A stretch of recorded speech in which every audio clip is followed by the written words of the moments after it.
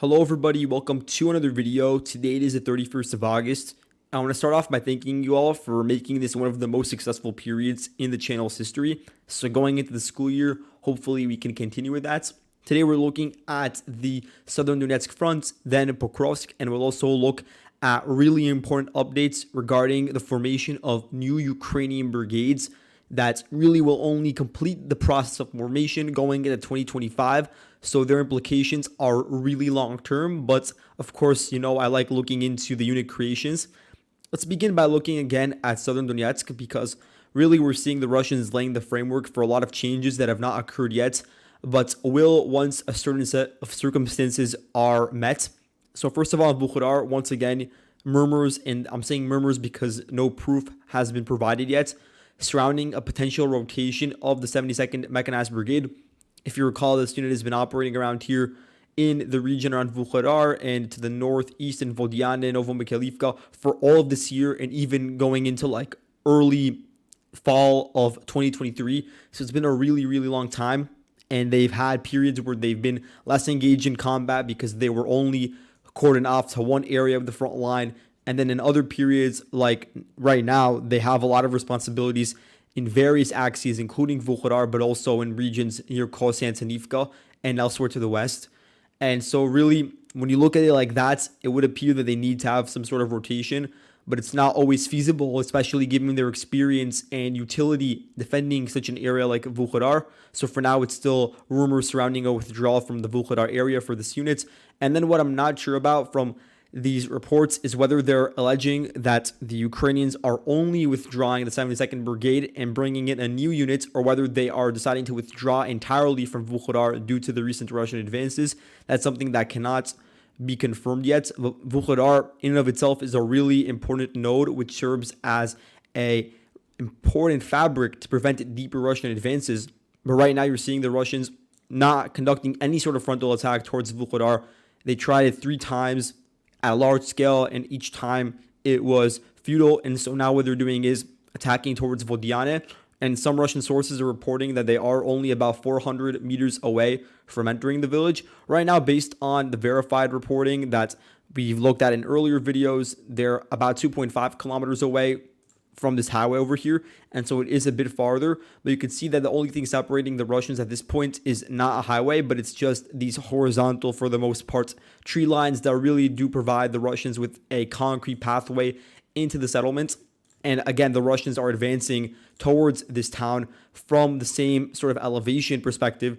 They're advancing along a higher elevated ridge, and that, of course, provides them with an advantage, whether they're looking towards the fields leading into Vuhledar, which are lower lying than Vuhledar itself, or looking towards some of the chains of villages north of Konstantinivka, the ones that have now reached the front line.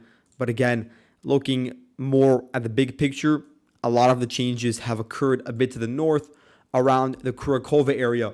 And we haven't been able to talk much about this region, but you're going to see the culmination of Russian advances, whether they be from the north near Selydove or from the south near Marinka and Krasnohorivka, converge around Kurakova. This is something I've been talking about for months, and I really started shining a light on it when the Russians conducted a surprise advance from Karlivka into Maximilianivka. Because the Ukrainians here, they had what appeared to be a really solid defense, because they were basically stationed at the outskirts of Maximilianivka, and the axis through which the Russians could advance through was so narrow, basically on one paved road, and nonetheless they were able to break through and infiltrate into the village itself, taking over maybe like 40% of it in the process. And since then, we haven't seen any other successful Russian attacks deeper, but for the most part, there haven't been other assaults involved. So in this area, the Russians have a combination of the 1st Army Corps units, such as the 5th Upload Motor Rifle Brigade, primarily serving in Krasnohorivka, but also a few other units, some from the regular Russian Army, 150th MRD. That's the general unit that is conducting the operations in this theater, and their motor rifle regiments are actually involved in the advances near the line of contact.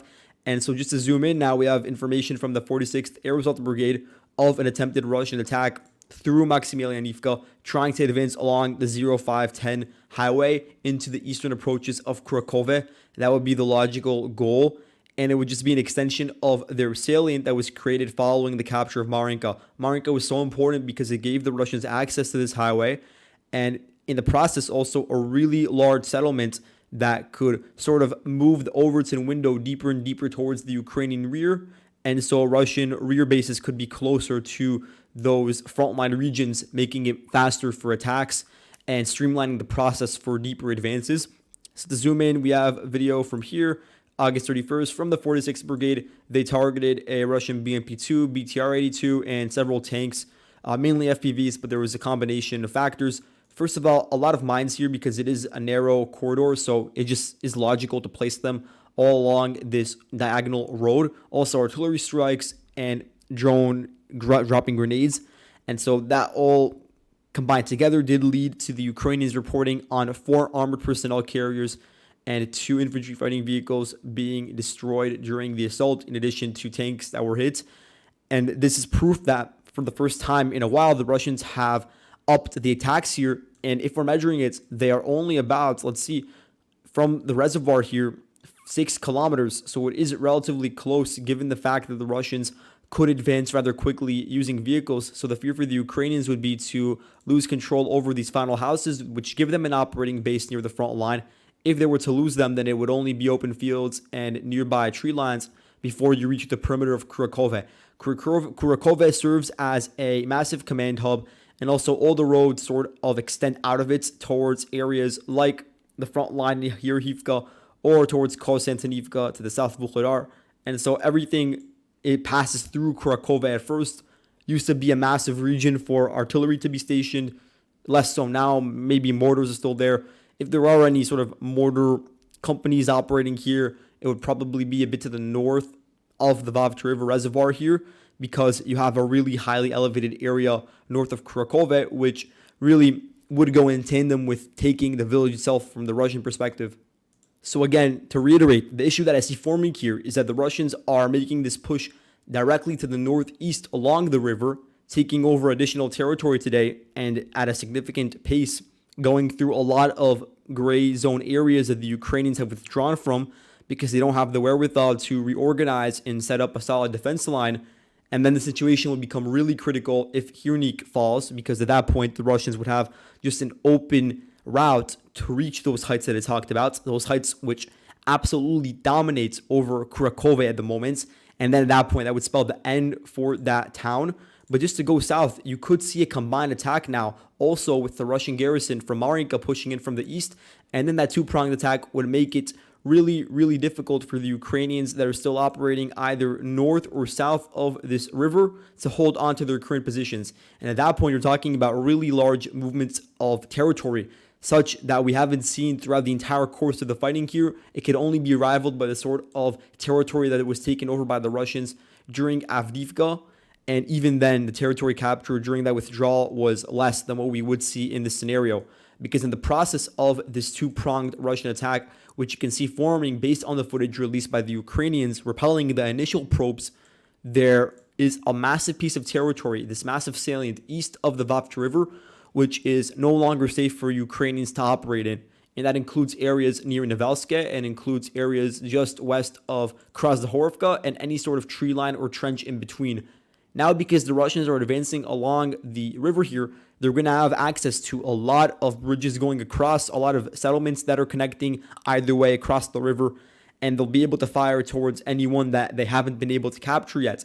And so transport to and from will become extremely dangerous, and any troops that are still stranded to the east, they will be in threat of getting encircled.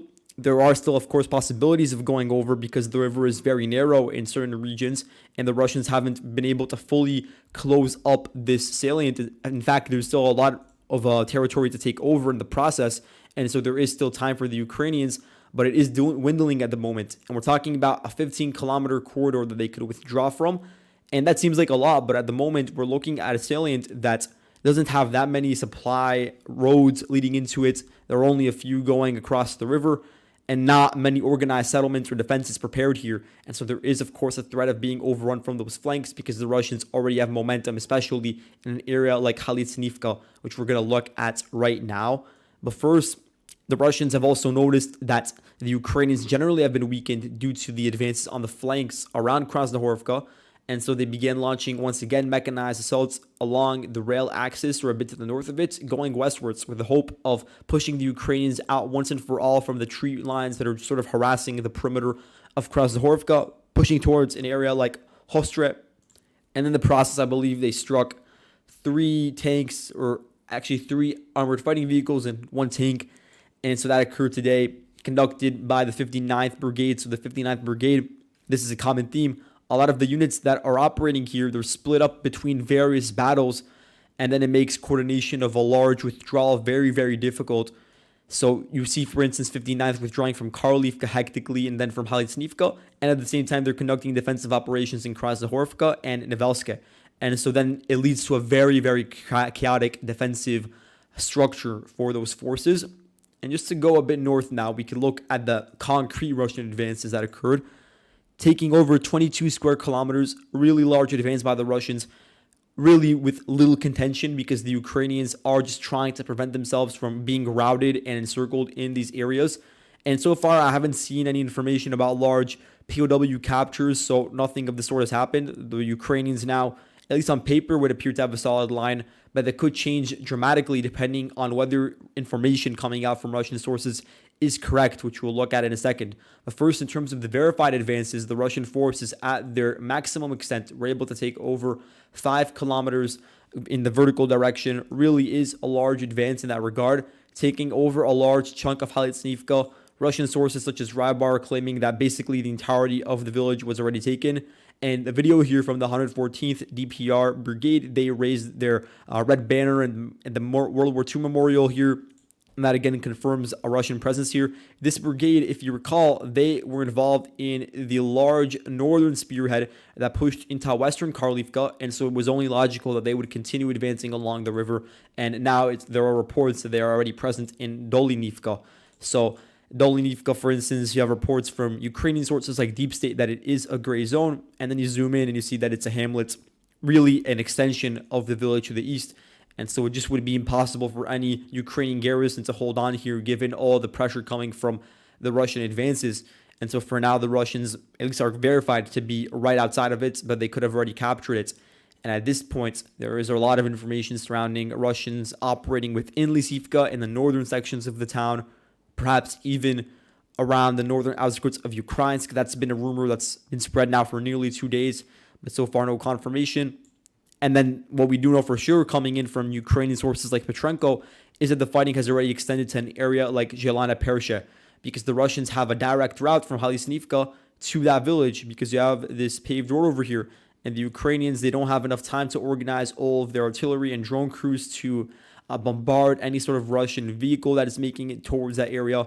And in all honesty, even if they did, I really highly doubt the Russian vehicles are the main spearhead for this advance. I think that the vector is mainly being expanded, initially at least, by troops on foot that are concealing themselves in tree lines, and then sometimes also on motorcycles. That allows for a lot of mobility, and a lot of times these groups are small. If they're walking together in tree lines, then they could be larger at this point, but that means that they're well on their way to Zelana Persha, which is a small settlement, and then is also connected to Zelane Druche, and they're both east of the river, so it's going to be hard for the Ukrainians to hold on to it, try to hold on to it, while there is Russian pressure coming in from the north. And so again, just keep your eyes out intently for how much of these sort of villages near the river the Russians are able to take out without a fight, because then it will indicate to us whether they're actually able to make it to Hirnik and further south to eventually reach Krakow. And looking a bit to the north, at the same time, Ukrainian sources, they are beginning to mention Russians building up forces in Mikhailivka for the preparation of storming Selydove. So for now, the serious effort by the Russians to take over the city has not started yet. There have already been initial preparations by DRG units, and I think that's what we're hearing based on all the unverified reports from Russian sources of deep advances towards areas like the Koretachenko mine, which is the one over here that for a while now they've been claiming is under their control, and towards various other areas in the city center. I think that's not been necessarily a solid control, but it's been initial forays by Russian DRGs to undermine the Ukrainian line of defense. And I think that At the same time as this was happening in parallel, you had the Russians building up their actual storm assault forces in Mikhailivka in an area that would serve as a forward operating base with, of course, support from the local mine. And so this is an area we know for sure is under Russian control. And then based on the gray zone, you can see the Ukrainians have ceded a lot of territory because they just don't have the wherewithal, they don't have the manpower and the coordination needed to hold on to a less urban in nature region. And so they've coalesced around these apartment buildings, higher elevated regions. And in terms of the reporting, again, reports of fighting in the Ivanohrad Stadium, in the nearby recreation center, the park here more generally. And so this would imply already the Russians are operating near the mine.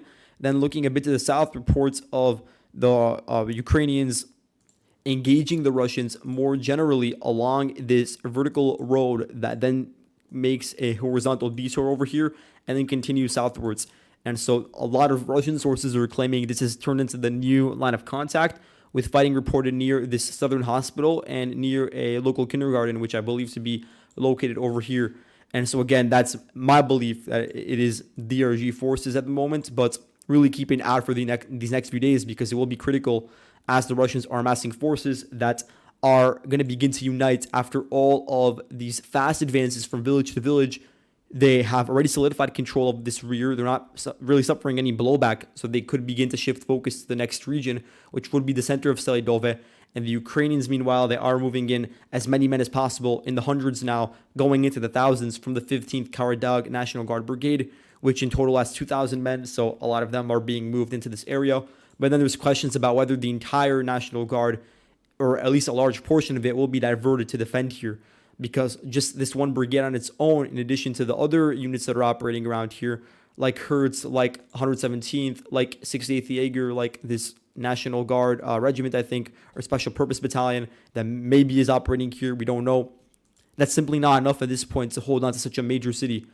And the Ukrainians are aware of this. They're talking about how they're already making preparations for the Russians to storm the city. And so that's something that's going to really define the early periods of September as we go forward. Now, looking at the Kupiansk front, yesterday night, Deep State did confirm the advances that I talked about in my last video. They confirmed the Russian advance deeper into Selydove, but no confirmation yet of a full capture. In the process, though, it seems very likely that this other village, sandwiched in between Andriivka and Selydove, Myazorivka, is going to fall into Russian hands as they are running along the same low-lying river valley. To the north, Deep State have reported a Russian advance. Rather interesting. It's nearly 1 square kilometer. And the point is, you have a small squad of Russian forces that are pushing out of Pishchane and have now taken a new turn southwards, about 2 kilometers southwards. And the goal is to squeeze out whatever Ukrainian remnants from the 72nd Brigade or from this Recon Brigade or whatever other units are operating here, wherever they may be, like the 92nd Brigade. Certain elements are still here. From this salient that is forming, you can see the salient marked in X.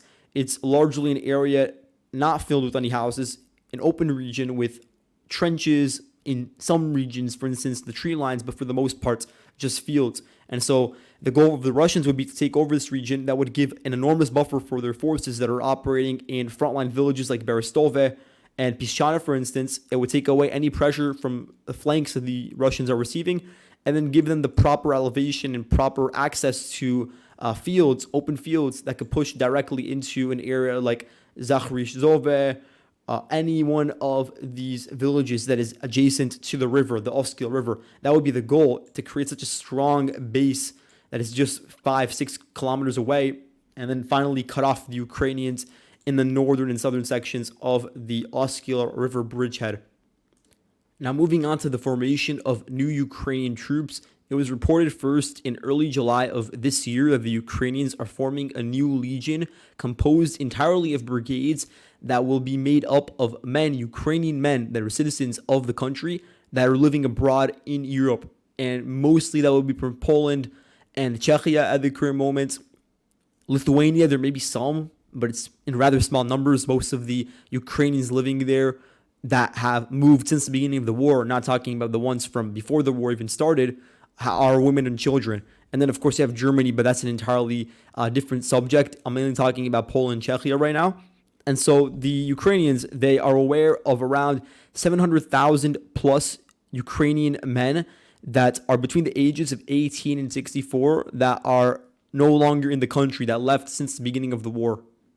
It's actually closer to 770,000. So it is a significant number. And then there's questions about how many of them returned, and then how many of them would even be eligible, how many would be able to even fight in a war, given that I'm talking about some reaching 64 years of age.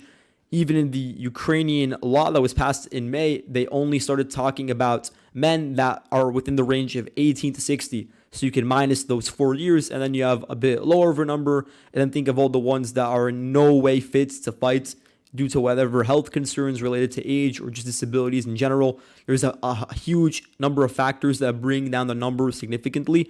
And so then it's probably in the lower hundreds of thousands.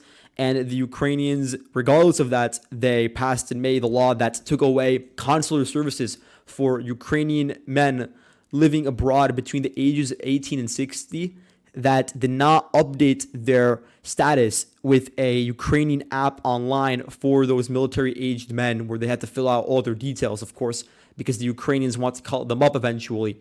And so what's being reported by Ukrainian media is that 83,500 Ukrainian citizens have updated their military registration info through the online app. Now, I don't know if there's another medium to update it, because comparing the 770,000 number to 83,000, that's a really small percentage of those men. And so maybe there is some other means to do it through going to the embassy or consulate or something to update it there. I have no idea. That's something that I'm going to try to research.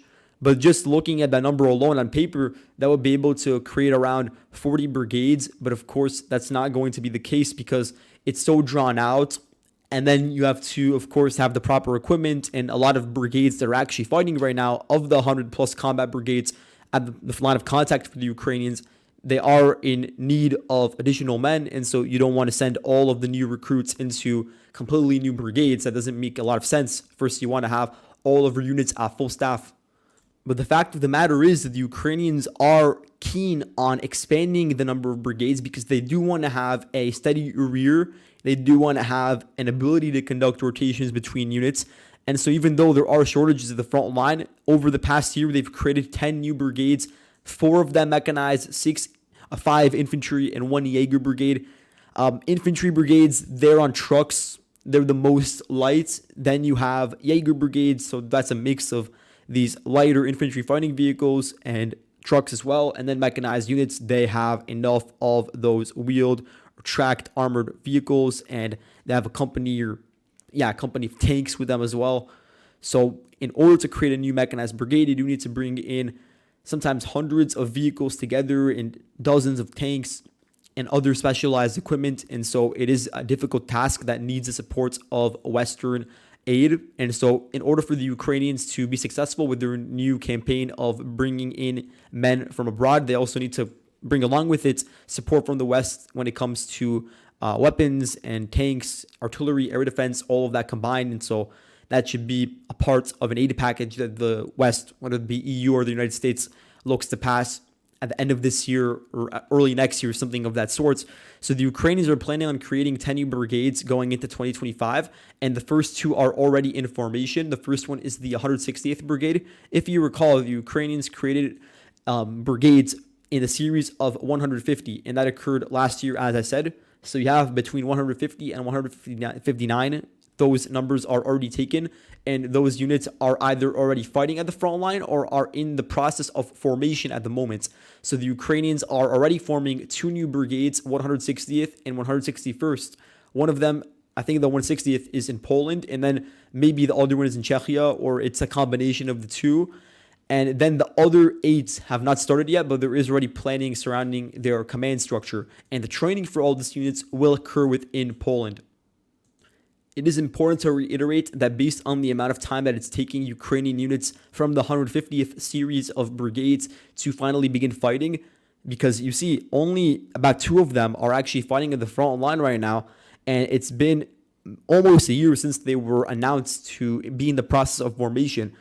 So clearly the Ukrainians are looking to create these 10 new units, which on paper should be 20,000, but we'll see how it ends up manifesting. If it's less, that will eventually be integrated probably middle of 2025 or even afterwards. And so that, again, is a long-term goal for the Ukrainians to create a steady rear and rotation.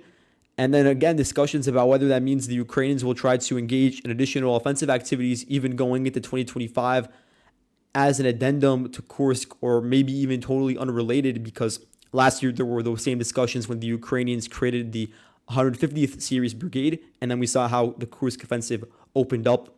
And the hope was that those 150th Series Brigades would not be sent to fight in Kursk, but they would be sent in to the front line in Donbass, for instance, to replace the units, the elite Ukrainian units that would be moved to fight in Kursk. That was probably a lot of the thinking that the Ukrainians had at the time when those units were first created.